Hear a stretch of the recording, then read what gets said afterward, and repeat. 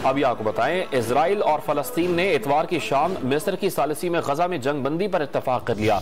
Israeli और फलस्तीनी हुकाम ने एक दूसरे को खबरदार किया कि जंग बंदी की खिलाफ वर्जी की सूरत में भरपूर जवाब दिया जाएगा। इजराइल की गजा पर 3 रोज के दौरान जारी रॉकेट हमलों और फजाई बमबारी में 15 बच्चों समेत 44 फलस्तीनी शहीद जबकि 300 से ज्यादा जख्मी हो चुके हैं। इजरायली हमलों में कई इमारतें तबाह हो गई। ईंधन की किल्लत की वजह से गजा का बिजली घर भी बंद है।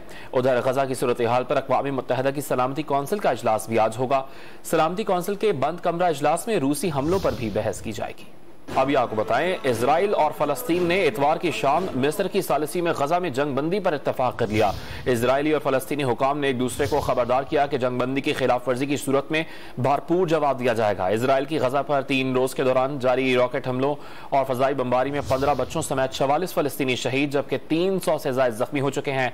इजरायली हमलों में कई इमारतें तबाह हो गई। ईंधन की किल्लत की वजह से गजा का बिजली घर भी बंद है। उधर गजा की सूरत हाल पर अक़वाम मुत्तहिदा की सलामती कौंसिल का इजलास भी आज होगा। सलामती कौंसिल के बंद कमरा इजलास में रूसी हमलों पर भी बहस की जाएगी।